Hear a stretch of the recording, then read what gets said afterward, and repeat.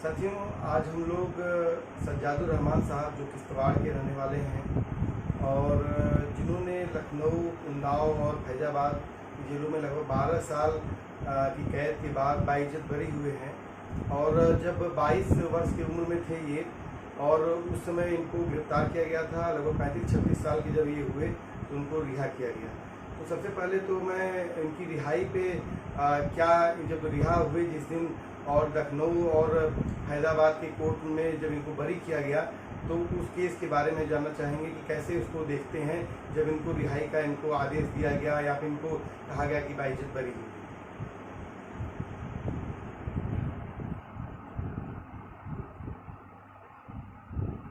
Faizabad additional session जज जनाब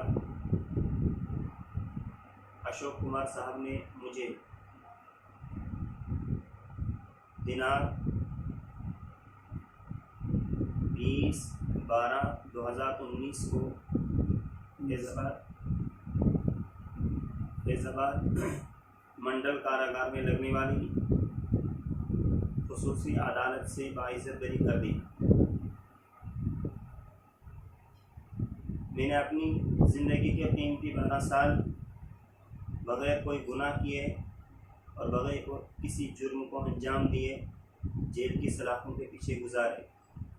वो 12 साल जो मेरी ज़िंदगी में कुछ करने के या अपने वालिदैन या अपने परिवार के सदस्यों की खिदमत करने के थे, वो 12 कीमती साल मैंने बग़ैर किसी जुर्म के पुलिस की जुर्म ज़्यादती के शिकार होकर जेल में गुजार दिए। 12 साल की लंबी जुदाई के बाद जिस वक्त मुझे जज साहब ने बाइज्जत बरी करने का आदेश जारी किया तो मेरे खुशी की कोई इंतहा नहीं रही। मैं अपने गम और अपने दर्द को अल्फाज में बयान नहीं कर सकता। सबसे पहले तो अल्लाह ताला का बहुत बड़ा करम हुआ और उसके बाद मेरे वालिदैन की दुआओं का यह असर था। और तीसरे नंबर पे इस मुल्क में रहने वाले बहुत सारे ऐसे हिंदू भाई और बहनें भी थीं और उनके साथ साथ मुसलमान भी थे जिन्होंने हमारे रिहाई के लिए बहुत ज़्यादा कोशिशें भी की और इन कोशिशों के अंजाम में उनको बहुत सारी तकालीफ भी झेलनी पड़ी। मेरे रिहाई के लिए कोशिश करने वालों में तो ऐसे सैकड़ों नाम हैं जिनको मैं इस वक्त गिना भी सकता हूँ और मुझे ज़िंदगी भर याद भी रहेंगे और मैं उन सब का दिल की गहराइयों से शुक्रगुजार भी हूँ। लेकिन इस वक्त मैं सबसे पहले अल्लाह ताला की बारगाह में उसकी मदद का शुक्रिया अदा करता हूँ और उसके बाद ख़ास तौर से अपने वालिदैन और अपने सारे रिश्तेदारों का और तमाम अहबाबों का। उसके बाद यूपी जैसी जगह में जहाँ में कोई जानने वाला नहीं था, हमारी मदद कानून लिहाज से जमीयत उलमा हिंद ने भी भरपूर की। लेकिन इन तमाम के अलावा हर लम्हा मुसीबत की घड़ी में जो मेरे काम आए वो रिहाई मंच के सदर मोहतरम जनाब एडवोकेट मोहम्मद शोएब साहब थे। उन्होंने और उनकी पूरी टीम ने, ख़ास तौर से राजीव यादव साहब हैं, शाहनवाज आलम साहब हैं और उनके साथ उनकी उस वक्त जो इब्तिदा में टीम थी, उस टीम के सारे सदस्यों ने हमारे घर वालों की जिस तरह मदद की है, ये इंसानियत की एक ज़िंदा मिसाल है। मैं पूरी ज़िंदगी और ज़िंदगी के हर लम्हे में इन तमाम लोगों का शुक्रगुजार रहूँगा कि इन्होंने सिर्फ़ इंसानियत को बरकरार रखने के लिए हिंदू मुस्लिम को नहीं देखा, बल्कि ये देखा कि किसी भी इंसान के साथ जुल्म होता है तो उस जुल्म से निजात दिलाने के लिए हम एक इंसान के नाते जो भी कर सकते हैं उन्होंने किया। और मुझे उम्मीद है कि ऐसे ही लोग पैदा होते रहेंगे जो हर मजलूम की, हर सताए हुए लोगों की मदद करते रहेंगे। शुक्रिया सज्जादुर रहमान साहब। सज्जादुर रहमान साहब, मैं हम जानना चाहेंगे कि जब पहली बार जो UPSTF ने आपको गिरफ्तार किया वो उस वक्त का वाक़या क्या था, कैसी गिरफ्तारी हुई और कैसे यूपी आपको लाया गया, और पहली बार जब आपको बताया गया होगा कि आपके ऊपर आतंकवाद का आरोप है, आतंकवादी घटना करने का आरोप है, तो उसको आप कैसे देखे और उस पूरे वाक़ये को एक बार बताइए। ये 16 दिसंबर 2007 में, जबकि मैं दारुल में 7वें दर्जे का तालिब इल्म था, मैं बकरा ईद की छुट्टी पे घर गया हुआ था, जिसमें मैंने 16 दिसंबर 2007 में बाज़ाब्ता टिकट कराई थी और ट्रेन के ज़रिए मैं जम्मू पहुंचा था। 2007 की दिसंबर में बकरा ईद, जिसको हमारे यहाँ बड़ी ईद कहते हैं, ईद उल अज़हा, वो 21, 22 और 23 दिसंबर यानी 3 दिन थी। मैं अपनी ईद मनाने के लिए कानूनी लिहाज से छुट्टी पे गया हुआ था, पूरा दारुल बंद था, इस वजह से हम भी गए थे। ईद के दूसरे दिन यानी 22 दिसंबर को सुबह लगभग 7 बजे मेरे घर में मेरे थाने छात्रों से पुलिस आती है और मुझे तलाश करती है। इत्तेफाक और संयोग ऐसा था कि मैं उस टाइम अपने घर पे नहीं था, ईद की खुशी में अपने ससुराल चला गया था। खैर पुलिस मेरे यहाँ नहीं पहुँची, पुलिस मेरे घर पे ही थी, मैं अपने घर से दूर था, तो मुझे किसी ने खबर कराई कि पुलिस आपके घर आई है और आपको तलाश कर रही है। क्योंकि मैं कोई मुजरिम नहीं था, मैं कोई क्रिमिनल नहीं था और न मैं देश के खिलाफ किसी भी गतिविधि में लिप्त था, इस वजह से मैं खुशी खुशी अपने रिश्तेदारों की सूचना और इत्तला पर अपने घर चला आया। अगर मैं कोई क्राइम करके गया होता और मुझे पता चलता कि पुलिस आई है तो मैं पुलिस के हाथ ना आता। यह हर इंसान जानता है कि जब कोई आदि क्रिमिनल होता है, वो प्री प्लान क्राइम करता है या गलती से भी उसकी गलती हुई होती है तो उसको उसका अंजाम पता होता है। लेकिन मुझे अपने ऊपर पूरा भरोसा था कि मैंने कोई ऐसा काम नहीं किया है जो एंटी नेशन कहलाए। इस वजह से मैं अपने छोटे भाई की इत्तला पर अपने घर आया और खुशी खुशी पुलिस वालों के साथ हो लिया। पुलिस वालों ने मेरे घर से मुझे लाया और अपने थाने छात्रों में बगैर किसी केस के बंद कर दिया। हमारे वालिद साहब के, बड़े भाई साहब के पूछने पर कि हमारे बेटे की गलती क्या है, तो उनका कहना था कि हमें अभी पता नहीं है, ऊपर से आर्डर आया है। आखिर 23 दिसंबर 2007 को मुझे अपने थाने छात्रों से किश्तवाड़ डिस्ट्रिक्ट में लाया गया और 23 दिसंबर की 3 बजे मुझे किश्तवाड़ से जम्मू के लिए लाया गया। किश्तवाड़ से जम्मू का सफ़र लगभग 200-250 किलोमीटर है। इस बीच मुझे गाड़ी में यही बताया गया कि देखो यहाँ आपका कोई जुर्म नहीं है, लेकिन आप चूँकि देवबंद पढ़ते थे इस वजह से आपसे पूछताछ करनी है और जो सच हो वो बता देना है।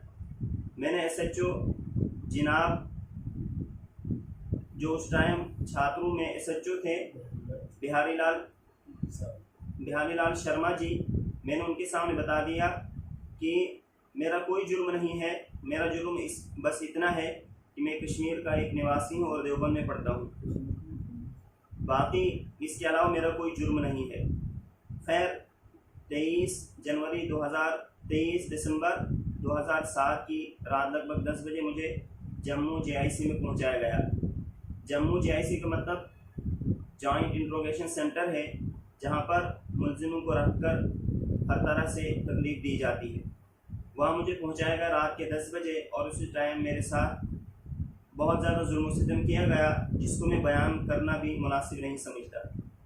ठीक 24 दिसंबर 2007 से लेकर 28 दिसंबर 2007 तक लगातार उनसे पूछताछ की गई, जिसमें मुख्तलिफ लोग आते थे और जाते थे।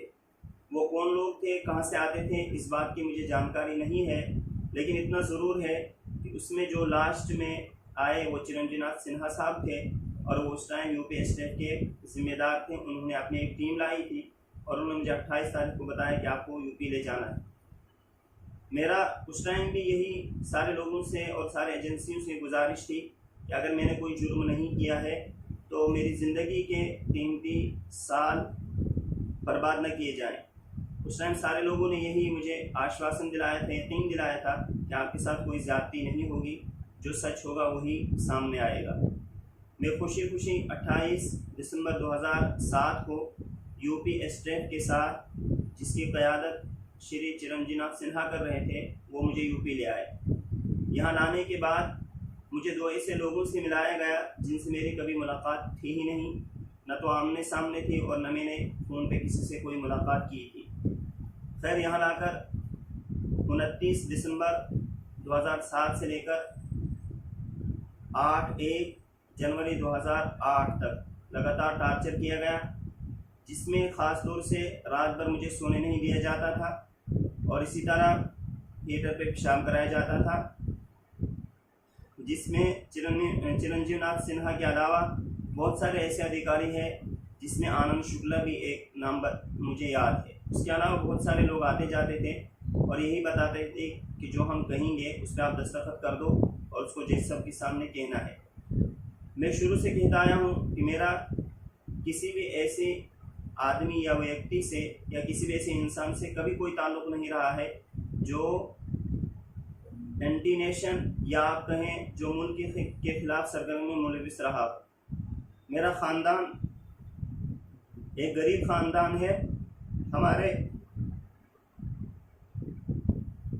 वालिद साहब ने, ये हमारे पिताजी ने हमको बड़ी मेहनत से पढ़ाया था, लेकिन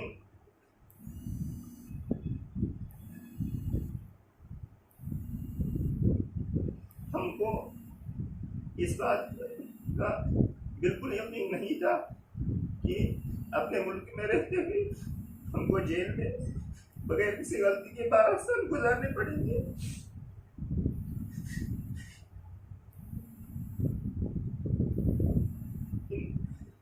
इन 12 सालों में मेरे घर वालों ने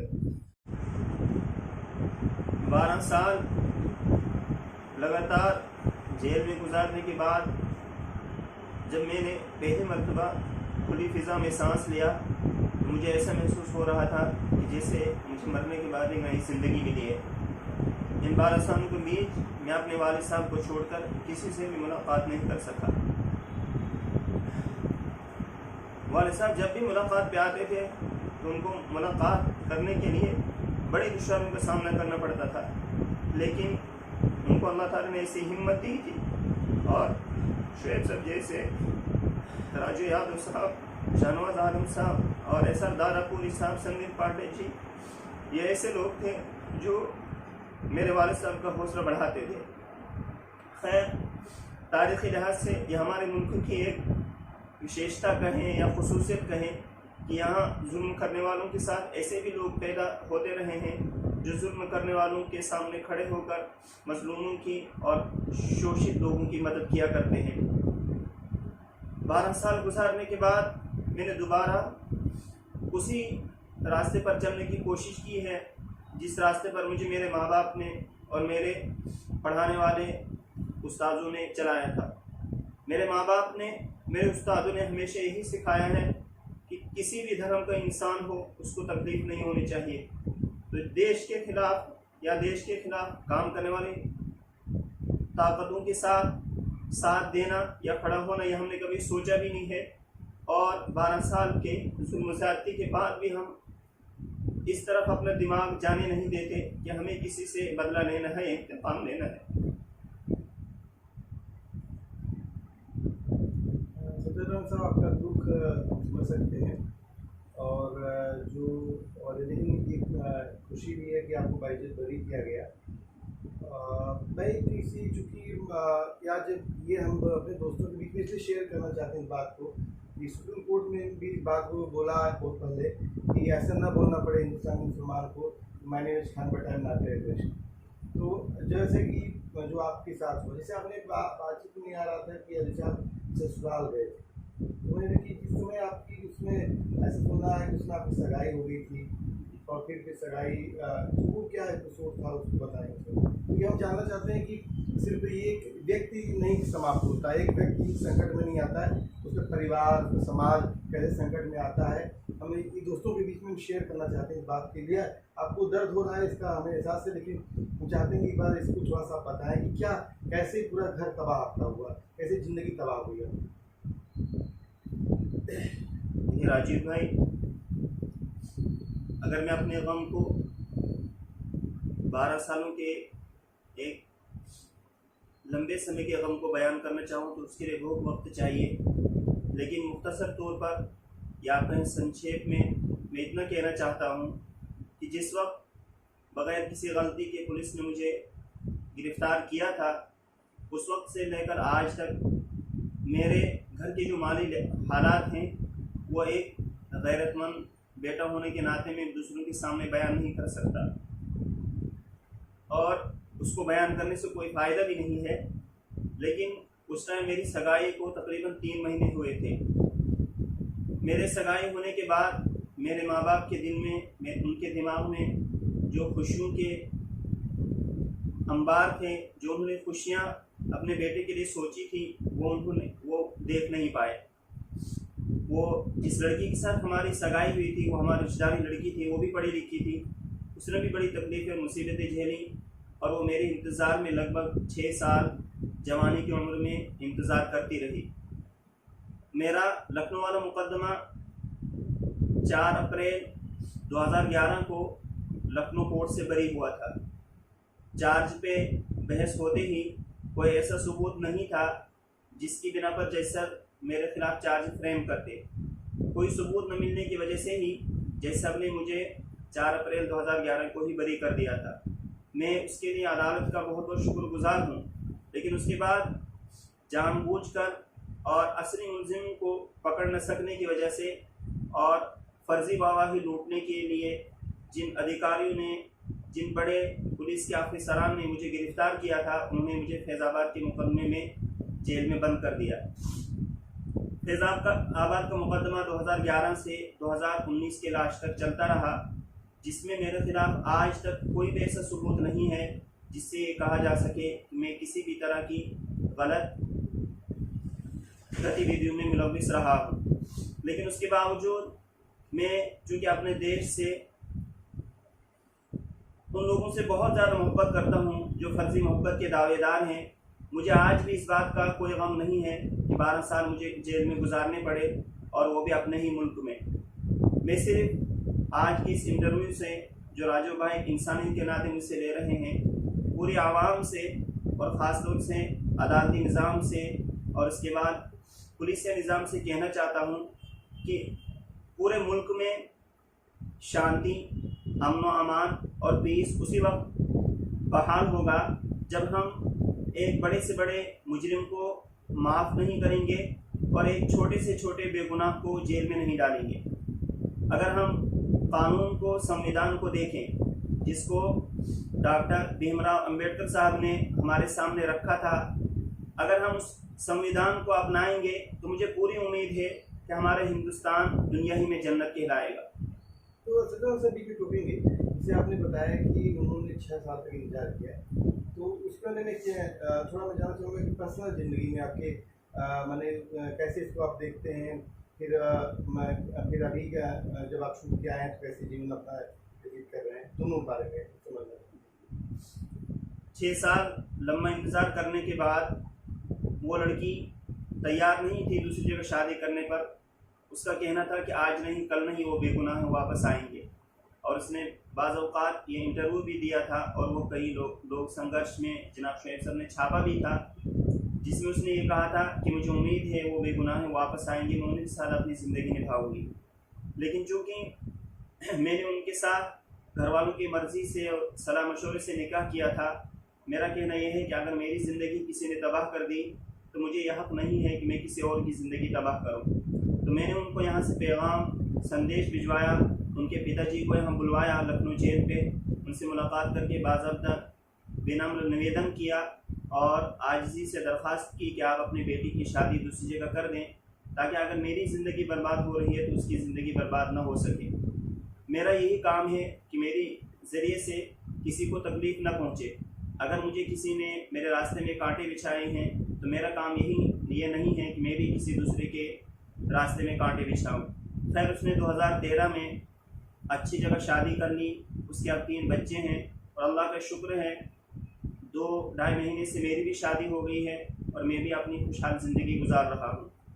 और मुझे उम्मीद है कि मेरी तरह किसी और को 12 साल अपनी ज़िंदगी के कीमती साल जेल में गुजारने नहीं पड़ेंगे। ये मैं उम्मीद करता हूँ अदालती निज़ाम से भी और उन पुलिस अफसरान से भी जो फ़र्ज़ी प्रमोशन के लिए या मुल्क की खिदमत के नाम पर फ़र्ज़ी लोगों को गिरफ़्तार करते हैं।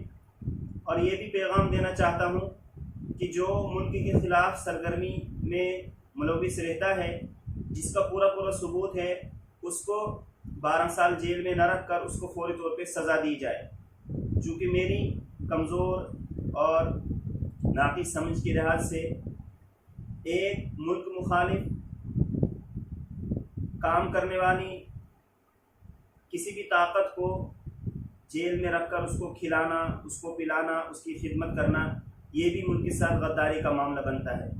अगर हमें एक चीज़ देगा, जैसे आप जब जेल में थे तो आप जेल से जैसे बाहर आए हैं तो आप अपने स्वास्थ्य को, अपने शरीर को कैसे देखते हैं, क्या क्या आपको दिक्कत हुई, और जेल में भी क्या कुछ ऐसी प्रॉब्लम थी, या फिर जेल में जैसे सुनने में आता था कि आपके जो सभी तारिक कासमी थे कि उनको ऐसे मारे, उनके पर कई हमले का था, या फिर आपके साथ ही एक थे खालिद मुजाहिद जिनकी जो है हिरासत में मौत हुई थी, तो उसमें ये कैसे आप माने अपने शारीरिक और दूसरा कि आप इस व्यक्तियों का जो मामला था उनकी सुरक्षा को लेकर, आपकी सुरक्षा को लेकर कैसे देखते हैं?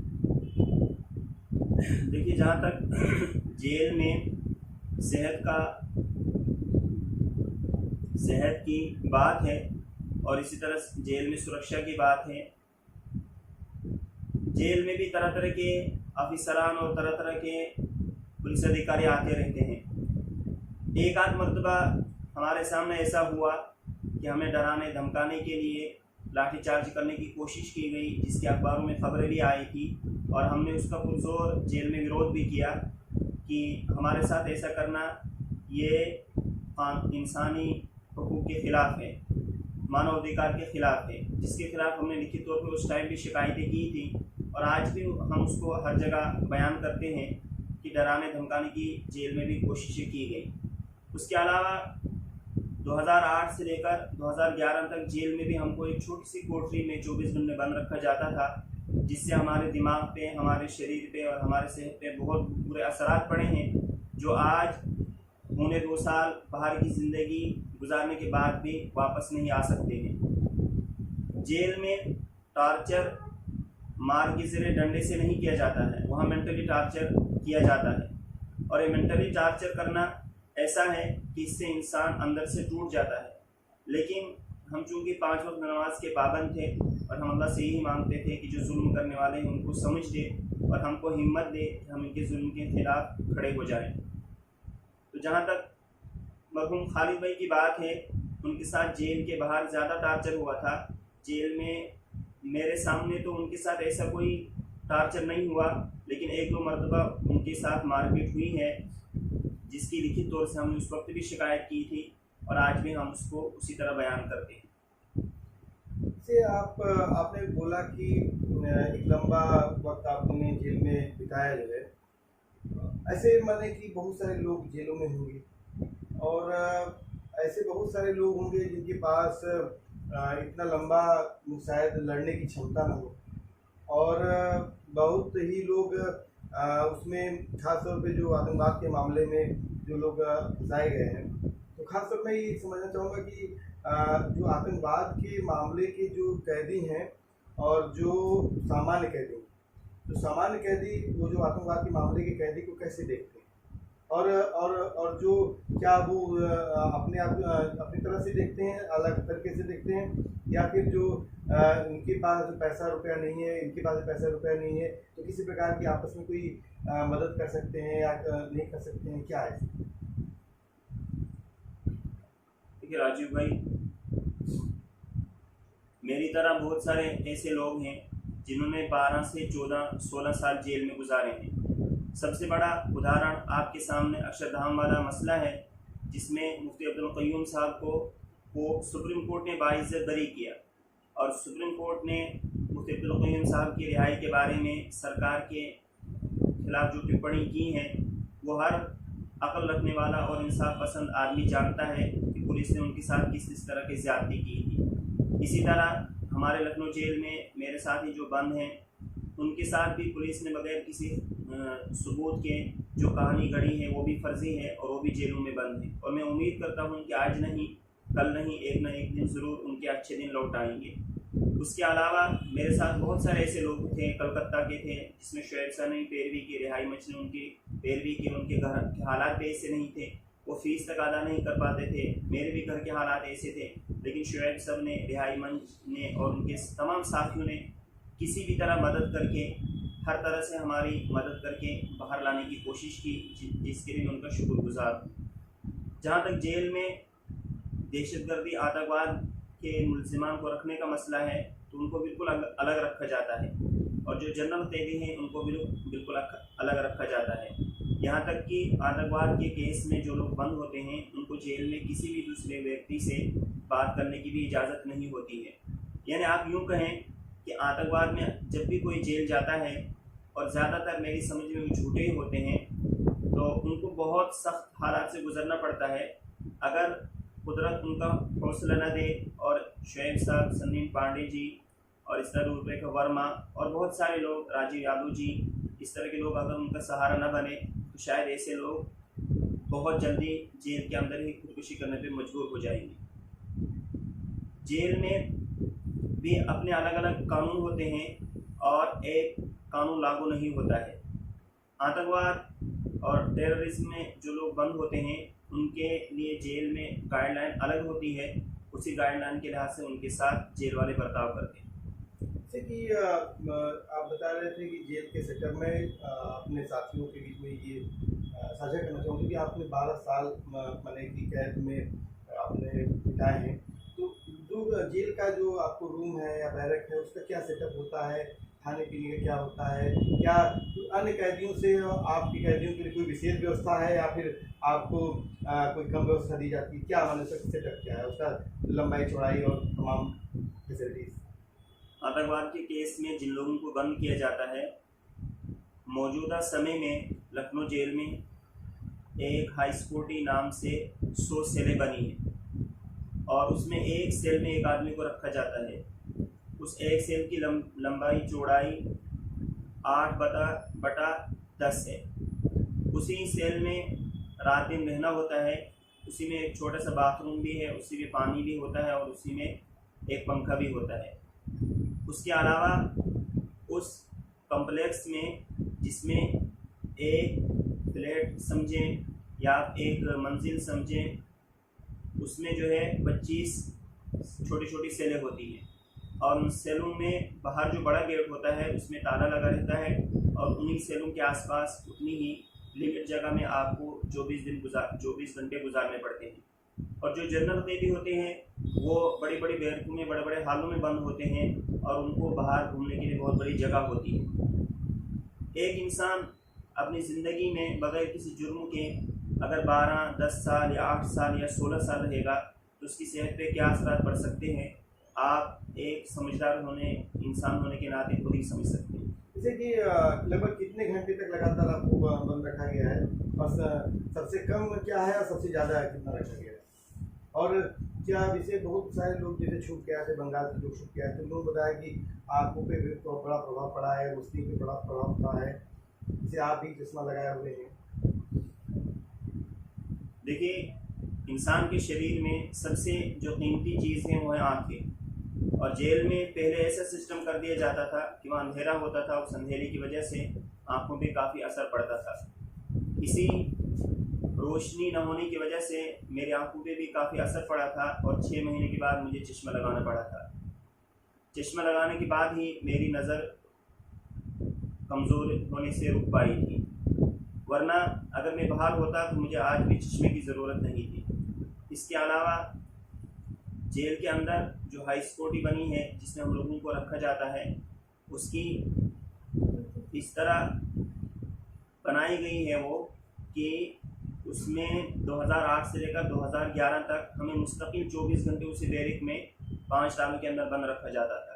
अच्छा, मैं जैसे जेल में आप थे तो ऐसा जो उस बंद कोठरी में ऐसा सबसे रुचिकर काम क्या कर सकते थे आप, जो आपने किया हो? इसे अभी एक साथी अजीजुर रहमान आए थे तो बताए थे कि वो जो झाड़ू की सीख थी उससे उन्होंने छोटे छोटे गौरैया के लिए घर बनाए थे। तो इसे आप मैंने कि सबसे जो आपको उस तन्हाई में ऐसा काम लिखना पड़ना, क्या ऐसा चीज़ था कि जो आपको जिंदा रहने की आपको तमन्ना रखता था कि आप इसको लड़ करके लड़ेंगे और बाहर आएंगे, और उसमें आपको जो है सब मजबूती देता था? जेल में इन 12 सालों में मेरे और मेरे ज़्यादातर साथियों ने पढ़ाई की। हम चूँकि पहले भी पढ़ाई के मैदान में ही काम करते थे, जेल में भी हमने अपना वही मशगला रखा, और जेल में आने से बाहर आज भी हमारा वही मशगला पढ़ना पढ़ाना, दूसरों को अच्छी बात बताना और दूसरों को अच्छा रास्ता सिखाना। लड़ाई झगड़ा फसादात या कोई भी ऐसी बात जिससे दूसरों को तकलीफ़ हो, ये शुरू से हमारी पढ़ाई है और आज भी हमारी यही पढ़ाई है और यही रास्ता है। जेल में हमने जो अपना वक्त बिताया वो पढ़ाई में गुजारा। मुझे पहले हिंदी नहीं आती थी, अच्छी खासी हिंदी मैंने जेल में सीखी। उसके अलावा मैंने इग्नो से बीए करने की भी कोशिश की, लेकिन उसमें मुझे इजाज़त नहीं मिली, और उसमें इजाज़त न मिलने का कारण या वजह यही बताया गया क्योंकि ये दहशतगर्दी के केस में, इसलिए इनको इजाज़त नहीं दी जाती। हालांकि कुछ लोगों को मिली भी, वो ऑफिसरों के अपने हिसाब से कानून बदलता रहता है। कुछ लोगों को मिली भी और कुछ को नहीं मिली, और हम लोगों को ख़ास तौर से नहीं मिली। उसके अलावा मैंने जेल में और मेरे दूसरे साथियों ने एक छोटी सी लाइब्रेरी रखी थी जिसमें हम कानून की भी, नावल की भी और इसी तरह हिंदी साहित्य ये सब पढ़ के अपना वक्त गुजारते थे।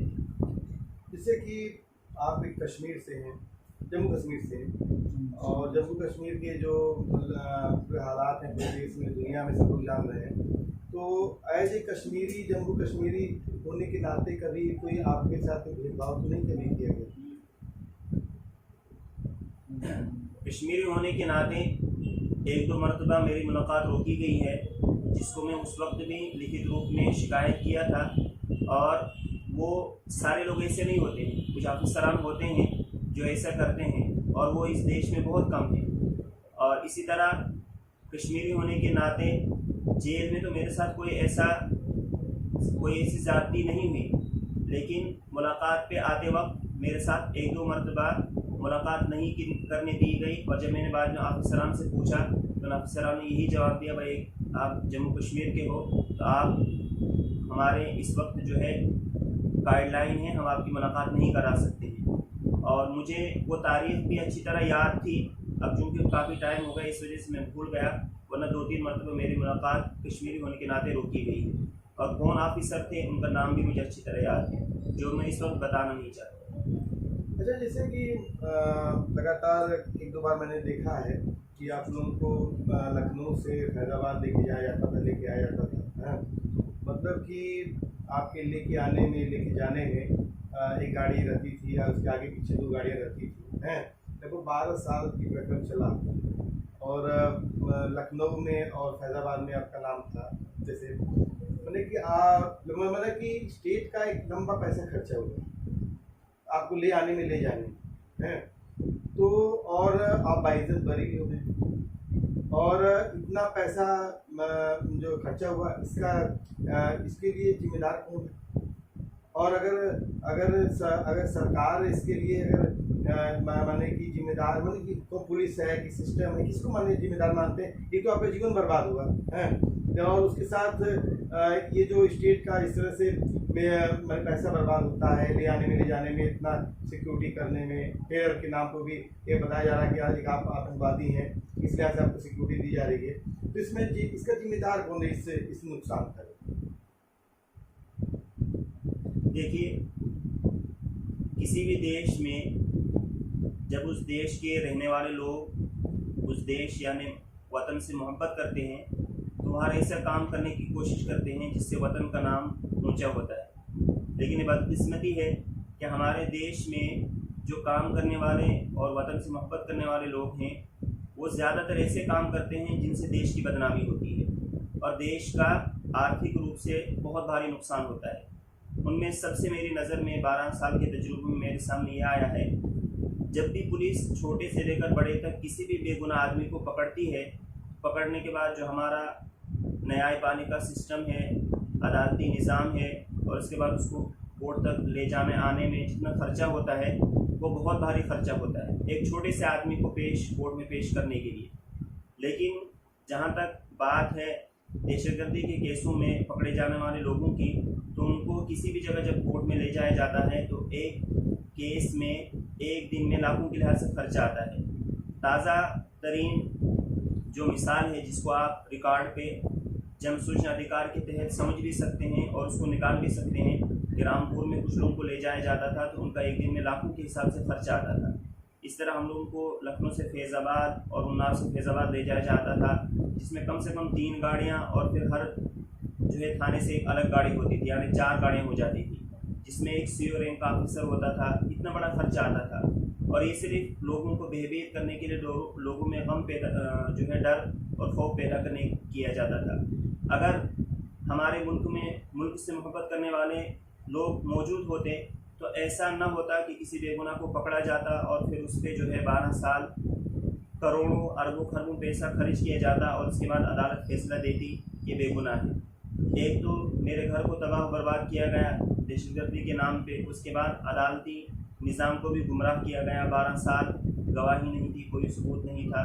तो ये सारा सिस्टम जो है ऐसा बनाया गया है कि पुलिस अधिकारी जो लोग किसी बेगुनाह को पकड़ते हैं उनके खिलाफ कानूनी कार्रवाई भी होनी चाहिए। और पुलिस अधिकारी जब शपथ लेते हैं, हलफ लेते हैं, तो वो यही कहते हैं हम कानून के मुताबिक काम करेंगे। लेकिन जब वो अपने ड्यूटी पे होते हैं तो उस वक्त जो है अपने कानून को छोड़कर अपने दिमाग से काम करते हैं, जिसकी वजह से बहुत सारे बेगुनाह जेलों में भरे जाते हैं, उनकी ज़िंदगियाँ तबाह होती हैं। मेरा आज के इस इंटरव्यू से जो जनाब भाई राजीव यादव साहब ले रहे हैं, पूरे निज़ाम से, पूरे सिस्टम से यही दरख्वास्त है कि कोई भी मसला हो, कोई भी वारदात हो, तब तक उसको हल न किया जाए जब तक उसका असली मुजरिम पकड़ा न जाए, ताकि न देश का नुकसान हो और न उसका जो बेगुनाह पकड़ा गया है। क्योंकि असली मुजरिम को छोड़ना और बेगुनाह को पकड़ना ये सरासर कानून के खिलाफ है। जैसे कभी जब आप लोग को लेके जाया जाता था तो इतनी हाई सिक्योरिटी में कभी आपको डर नहीं लगता था कि बीच में कुछ हो सकता है? देखिए, हर इंसान ऐसे तो बहुत सारे डर अपने दिल में रखता है, लेकिन जब मुझे घर से उठाया गया था तो मेरे वालिदैन को, सारे लोगों को ये यकीन दिलाया गया था कि आपके साथ नाइंसाफ़ी नहीं होगी। और तब तक हम भी यही पढ़ते आए थे, हमको हमने असातिज़ा किराम ने ही बताया था कि हिंदुस्तान में किसी के साथ नाइंसाफ़ी नहीं होती है। और हमने चूँकि उस वक्त तक देखा नहीं था तो हमको पूरा यकीन था कि नाइंसाफ़ी नहीं होगी। हम दुनिया के किसी भी कोने में जाने को तैयार थे।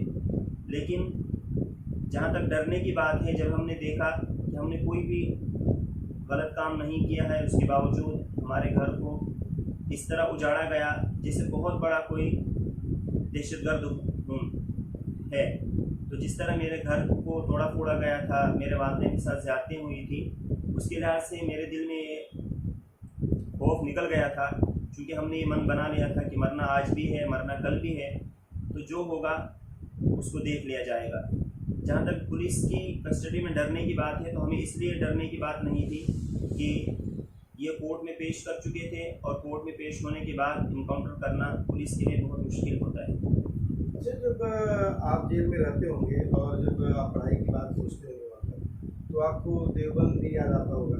देवबंद में जब आप पढ़ते थे, लिखते थे, जो आपके दोस्त थे, आपके घर आना जाना, तब कैसे याद करते हैं सब वक्त? देवबंद में मैंने 4 साल गुजारे थे, 1-2 साल और थे। देवबंद से पढ़ने के बाद मेरा इरादा अलीगढ़ से PhD करने का था। लेकिन जब भी न्यूज़पेपर में देवबंद की कोई ख़बर आती थी, मेरे जज्बात काबू से बाहर हो जाते थे। लेकिन मैं फिर यही सोचता था कि देवबंद की तहरीक हमेशा ये रही है कि हमारी वजह से मुल्क को कोई नुकसान ना हो। इस वजह से देवबंद की तारीख मैंने थोड़ी पढ़ी भी थी, सुनी भी थी। इस वजह से मैं अपने जज्बात पे काबू पा लेता था। और वालिद साहब बार बार हर मुलाकात में यही कहते थे कि बेटा, सब्र से ही काम लिया जाएगा और सब्र ही हमको इस जुल्म से निजात दिलाएगी। जैसे आपके चूँकि वालिद तो जम्मू से आते थे और लंबे समय बाद आते होंगे और लोगों के थोड़ा सा जल्द आ जाते होंगे, तो तो मैंने कि क्या थोड़ा सा दुख होता होगा कभी कि थोड़ा जल्दी अगर टास्क में होते तो ज़्यादा जल्दी आ जाता। और घर से और तो कोई आया नहीं आपके घर से, तो कैसे मतलब कि घर का जो पीड़ा थी, जैसे जो घर आस पड़ोस रिश्तेदार माँ पिता, तो कैसे सब याद करते थे आपको, कैसे? देखिए राजीव भाई, मैंने शुरू में ही बताया था कि इन 12 सालों में मेरे वालिद साहब को छोड़कर घर से कोई नहीं आ सकता था। हालांकि मेरे बड़े भाई साहब, छोटे भाई, सब लोग तरसते थे, लेकिन इस सब के बावजूद हम उनको आने की इजाज़त नहीं देते थे, क्योंकि हमको उस वक्त भी ये डर सताता था और आज भी ये डर सताता है। न जाने पुलिस कब किसको पकड़ ले और उसको दहशतगर्द साबित करके जेल में डाल दें। और इसी वजह से 12 सालों में जो हमने रात दिन गुजारे, उसमें ज़्यादातर वक्त जो है बेचैनी और गम की हालत में हम गुजार लेते थे, लेकिन हम इसका इजहार किसी के सामने नहीं करते थे, सिर्फ अपने मालिक के सामने करते थे। जो जब आप पहली बार यहाँ से लौट के गए घर जो है जेल से बाहर आने के बाद, तो वहाँ पर सबसे पहले आपको कौन मिला था, तो कैसा लग रहा था आपको जो है जब आप सबसे पहले आप ट्रेन में बैठे होंगे, आप उस पूरा सफ़र क्या था आपका जब जा रहे थे लौट रहे थे, किन चीज़ों को याद कर रहे थे आप, और मुलाकात हुई तो कैसे आपने सब लोग सब 12 साल की लंबी जुदाई के बाद जब हम रिहा हुए, तो जिस दिन हम 20 दिसंबर 2019 को रिहा हुए थे, उसी दिन शाम को हम ट्रेन में बगैर टिकट रिजर्वेशन कराए ही जर्नल में चले गए, क्योंकि मुझे भी, मेरे घर पे भी और मेरे वालिदैन को भी ऐसी खुशी थी कि हमें कोई और मुसीबत नहीं दिखती थी। 21 दिसंबर 2019 को हम जम्मू पहुंचे थे, तो वहाँ चूँकि मैंने पढ़ाई की थी, तो मेरे तमाम असातिज़े किराम, मेरे सारे साथी वहाँ मतलब एक जगह जमा थे, जिन्होंने हमें रिहाई की मुबारकबाद भी दी। उसके बाद हमको आधार कार्ड और इस तरह दूसरे कार्ड जो ज़रूरी होते हैं वो बनवाने थे, वो बनाए, और 24 दिसंबर 2019 को हम अपने गाँव में पहुँचे थे। गाँव में गाड़ी से उतरने के बाद मेरी वालदा और मेरे घर के सारे लोग और घर के सारे लोग थे जिनसे हमारी मुलाकात हुई थी। उस वक्त हमारे जज्बात क्या थे वो मैं अल्फाज में बयान नहीं कर सकता हूँ, और उनको बयान करना भी मुनासिब नहीं है। आप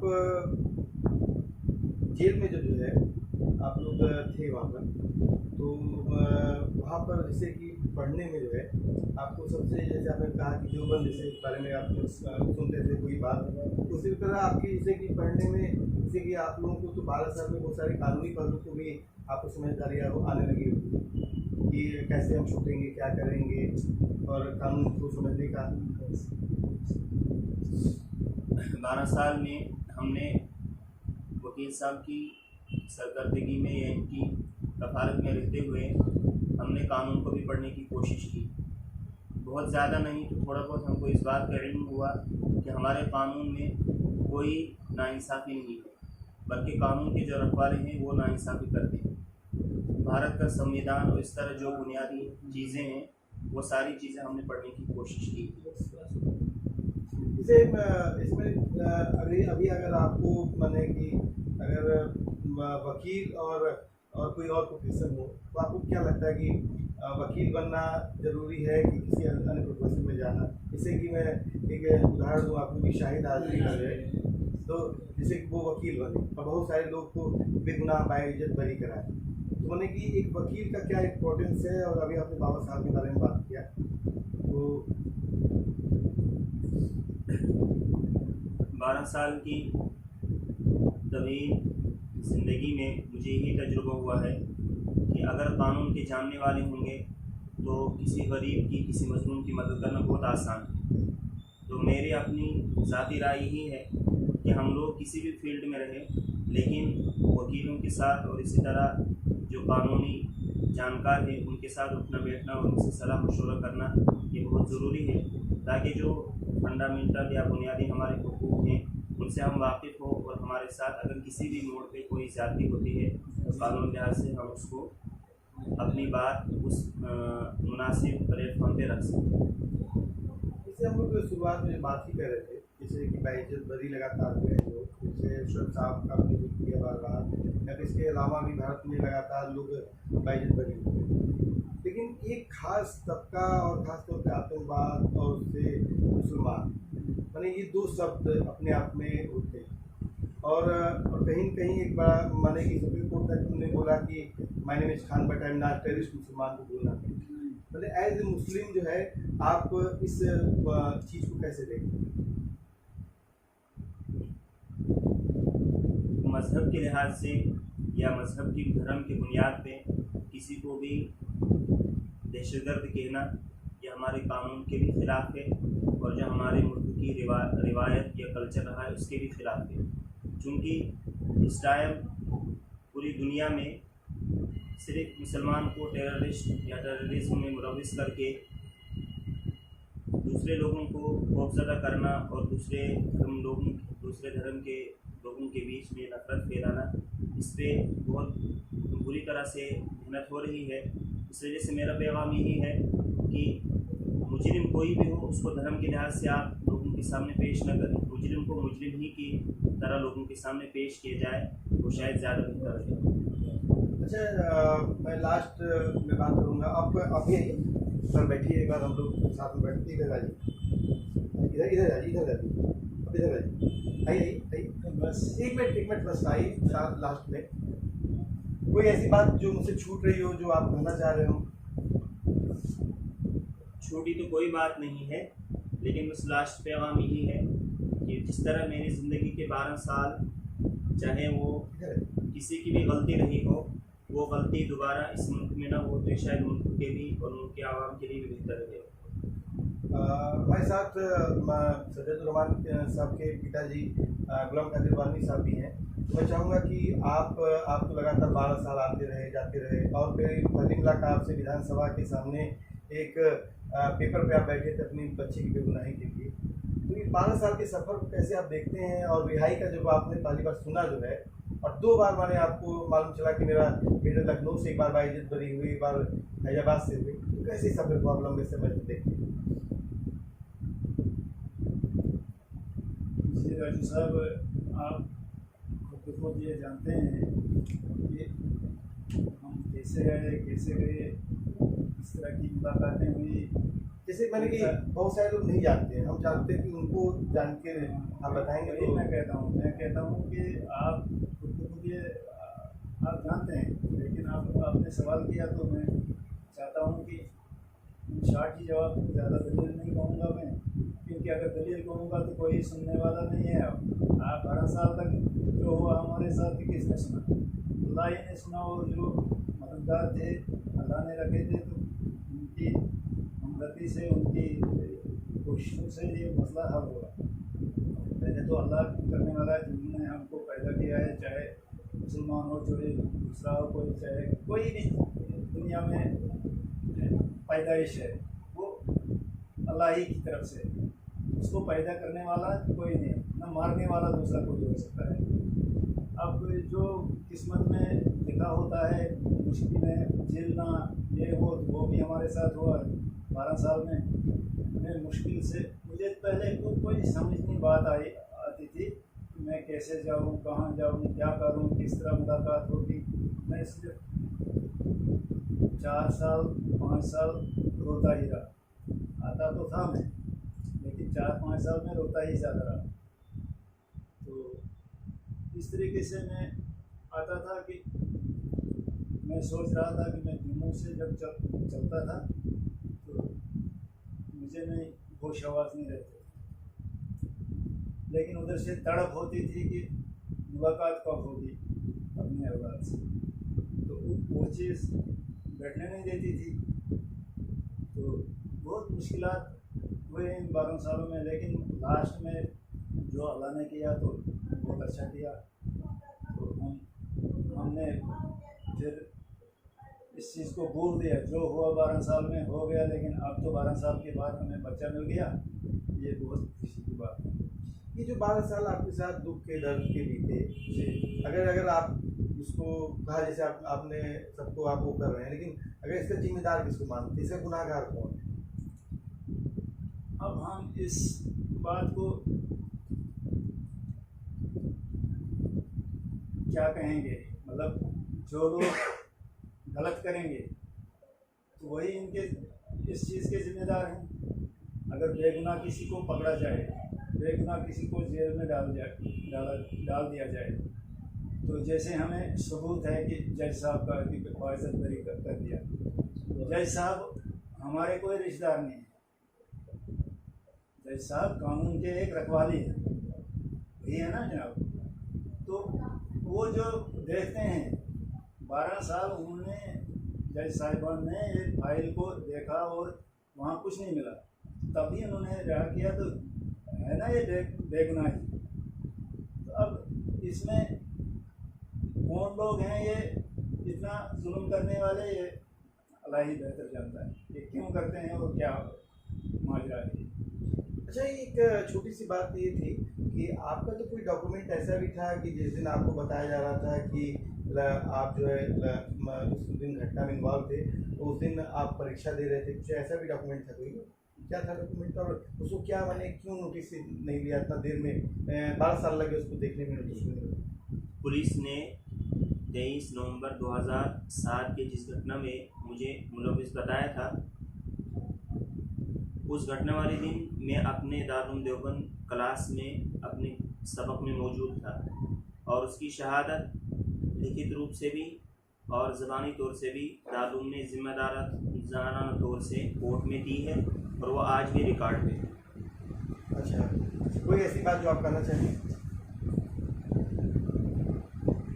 बस ना, आप ज़्यादा कहेंगे क्या, मतलब अल्लाह का फजल है 12 सालों के बाद हमें अपनी औलाद हमारी आंखों के सामने आए तो हमें सुकून मिला। जो जाती हुई या मतलब नुकसान हुआ तो उसको हम भूल जाते हैं, क्योंकि बहुत कुछ खसारा हमें